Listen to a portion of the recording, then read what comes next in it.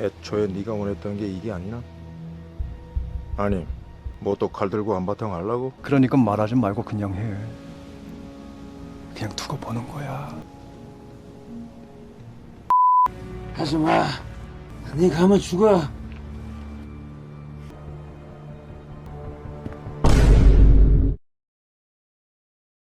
Film dimulai dengan memperlihatkan sekelompok nelayan di dermaga Gumsan, Korea. Mereka terheran-heran ketika melihat sebuah kapal nelayan yang tak kunjung menepi di dermaga pelabuhan. Seorang nelayan bernama Choi mencoba untuk menghubungi kapal itu melalui radio, namun tidak mendapatkan respon apapun. Menyadari bahwa ada sesuatu yang tidak beres, Choi dan rekan-rekannya bergegas menarik kapal itu ke dermaga untuk memeriksanya. Begitu mereka naik ke kapal, mereka menemukan darah yang menetes hingga ke ruangan penampungan ikan. Mereka semua terkejut ketika menemukan mayat yang tergeletak dalam kapal itu. 뭐예요? 뭐하는 새끼야? 네가 그랬어요? 저 새끼가.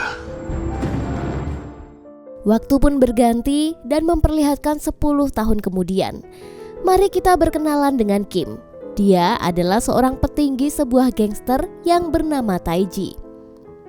Saat itu dia sedang menemui kakak tertua di gangsternya, yang ternyata dia adalah Choi. Jadi diceritakan Choi ini telah bergabung dengan geng Taiji, geng yang saat itu berfokus pada bisnis dan tidak menyukai kekerasan. Saat itu Kim meminjam ekskavator milik Choi untuk bermain lelucon kepada teman-temannya. Dan dia adalah Hong yang sebentar lagi akan menikah. Sebagai bentuk perayaan dan perpisahan masa jomblonya, Hok ini dikerjai dengan diikat pada ekskavator dan sesekali diangkat lalu ditenggelamkan ke laut.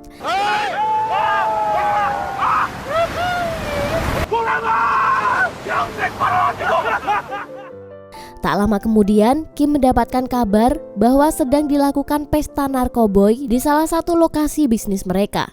Mengetahui hal ini, Kim dan anak buahnya Hyun segera berangkat menuju tempat kejadian. Setibanya di lokasi, terlihat sudah banyak polisi. Mereka disambut oleh seorang ketua polisi bernama Cho. Setelah memeriksa situasi dan kondisi di lapangan, Pak Cho memutuskan untuk tidak terlibat lagi karena dia memiliki hubungan yang baik dengan Kim dan membiarkannya untuk mengatasi masalah ini.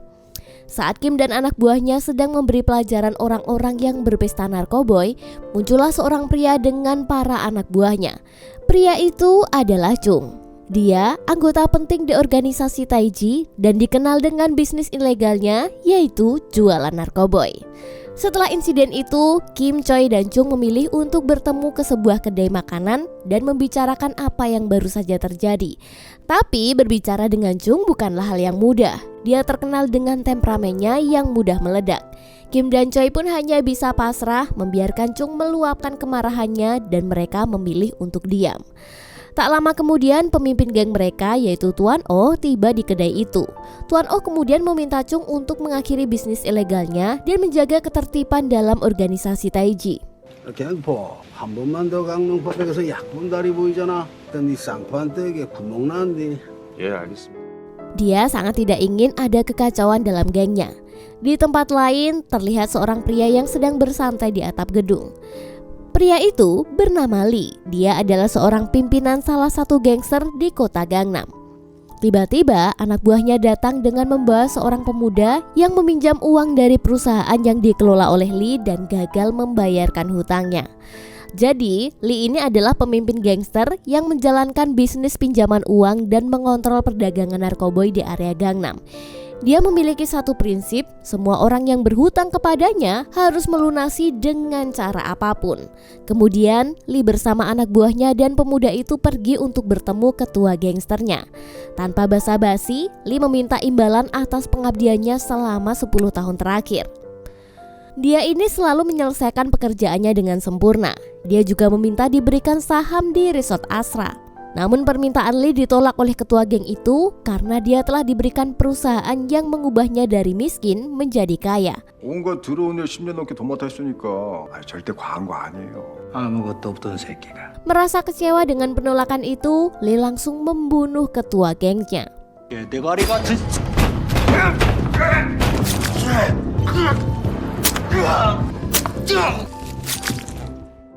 Tak lama polisi tiba di lokasi dan menemukan mayat bos geng itu.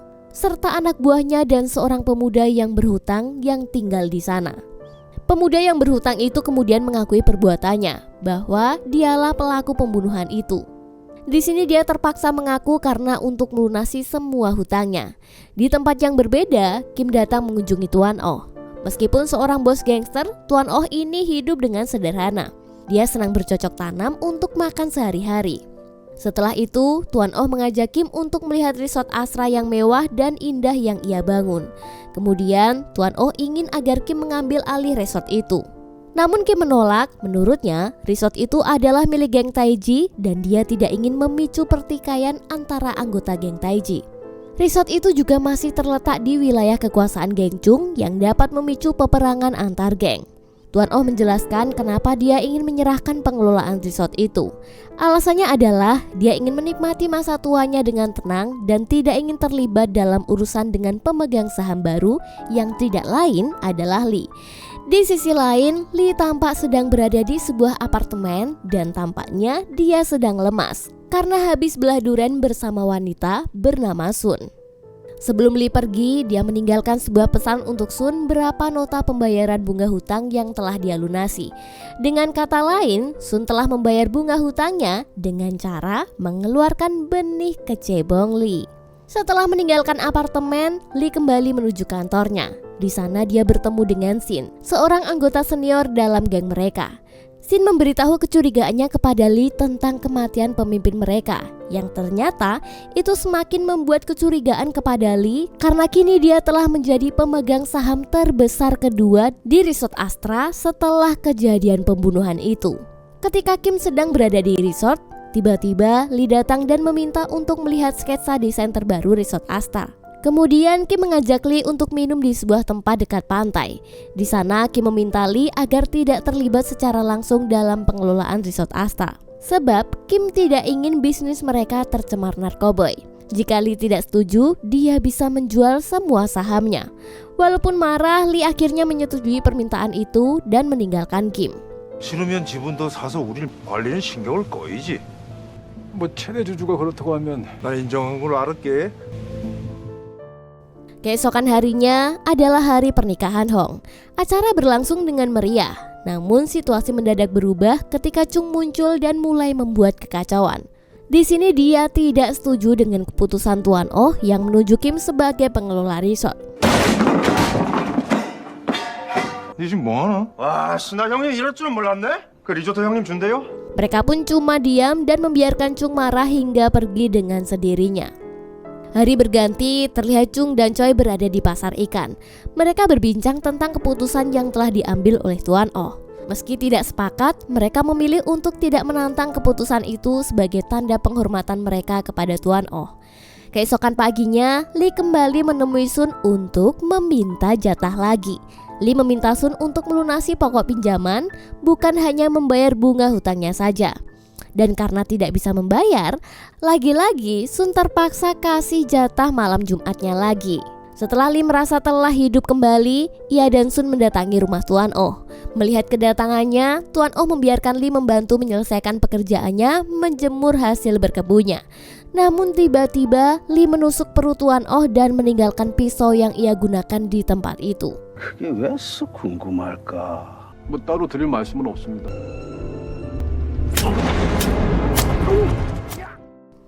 Dia kemudian memaksa Sun untuk mengaku sebagai orang yang membunuh Tuan Oh.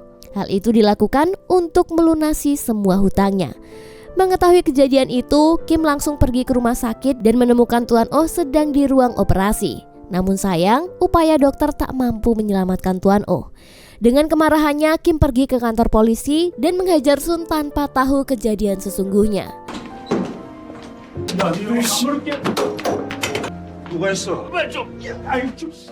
Setelah Kim merasa lebih tenang, kepala Cho memberitahunya bahwa Sun memiliki banyak hutang pada perusahaan Lee dan dia meyakini bahwa Lee terlibat dalam kematian Tuan Oh.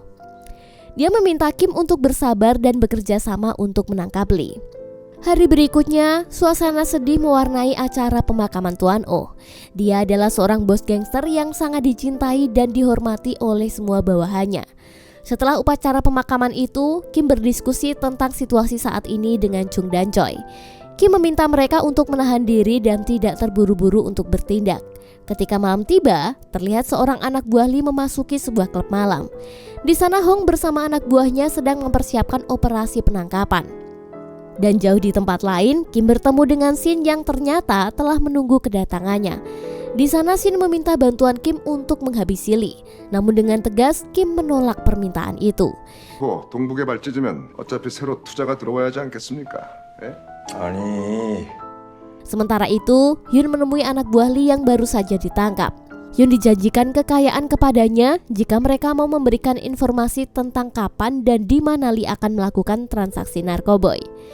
Di markas polisi, Ketua Choi yang telah menerima informasi dari Kim segera memerintahkan timnya untuk langsung bergerak. Sementara itu, anak buah Lee terlihat tengah terburu-buru mengisi bahan bakar dan cepat-cepat meninggalkan lokasi. Kemudian, anak buah Lee memasuki sebuah pasar.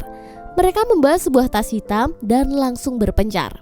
Para polisi pun langsung mengejar dan aksi kejar-kejaran pun tak terelakkan. 따라보겠습니다.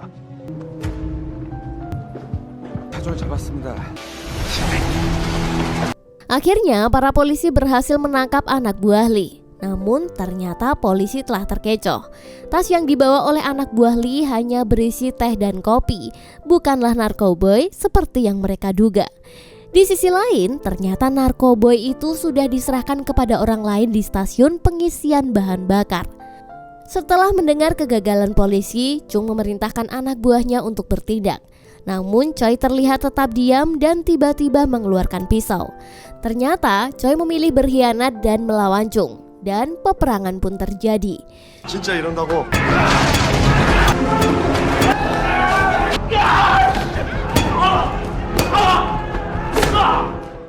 Chung yang tampak sekarat menghubungi Kim dan meminta maaf atas segala perbuatannya. Melihat Chung masih hidup, musuh datang dan langsung mengakhiri hidupnya. 내 진짜 미안해. 뭔 소리 하고 있나? 대답이나 하라고.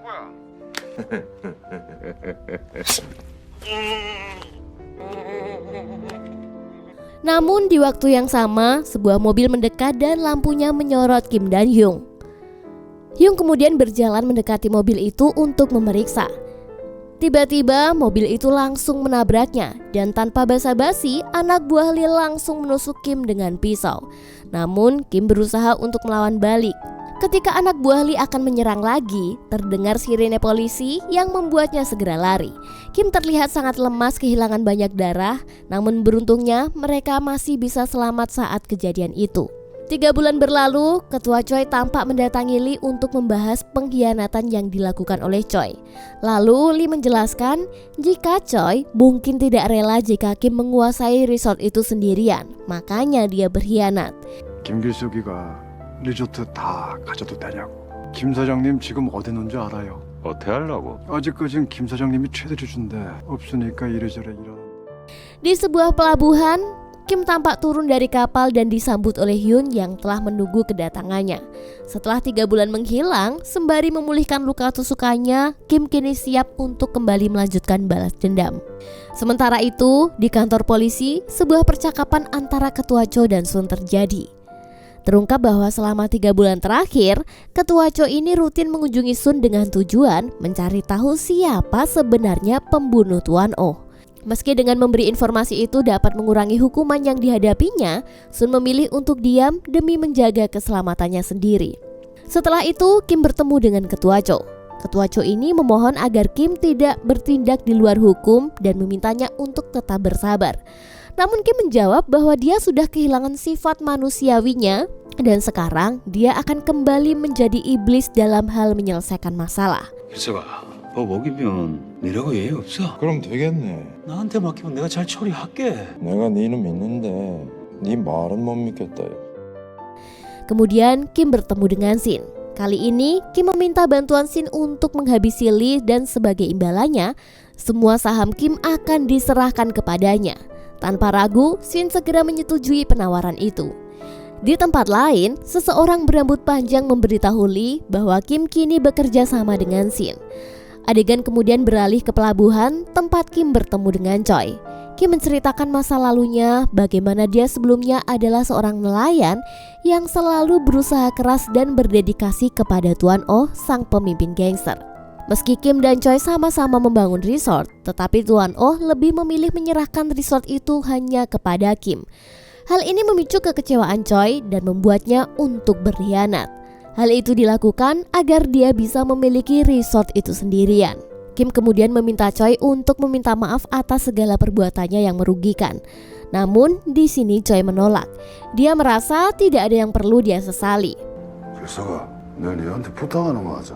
네가 다 모여야 된대. 저도 사과는 안 하겠습니다.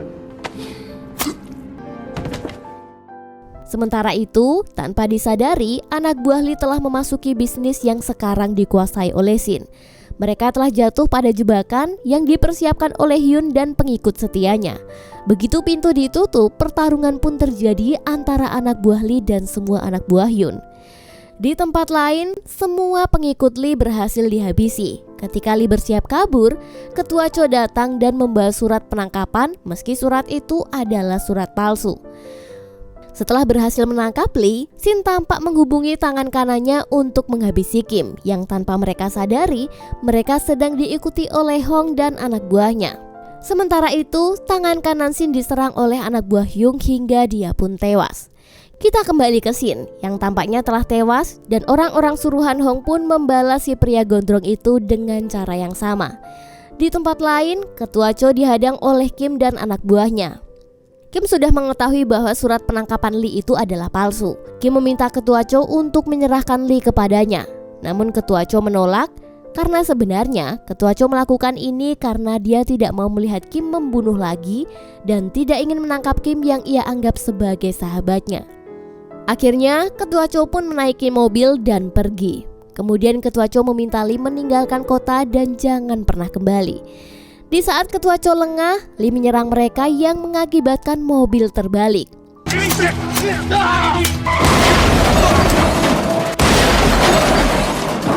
Di sini Lee berhasil keluar dari mobil dan bersiap melawan Kim dan anak buahnya. Sementara itu, Ketua Cho juga berhasil keluar dari mobil dan meminta Lee untuk tidak berhadapan lagi dengan Kim. Meski begitu, Lee mengabaikannya. Setelah mengalahkan semua anak buah Kim, Lee akhirnya berhadapan langsung dengan Kim. Kim pun langsung menghajarnya tanpa ampun. Di sini Lee akhirnya memahami jika Kim ternyata lebih kejam daripada yang dia pikirkan. Di akhir film terlihat Kim memasuki sebuah resort. Dia merenungi betapa besarnya pengorbanan yang harus dilakukan untuk resort ini. Pak Camat suka malam Jumat dan film pun tamat.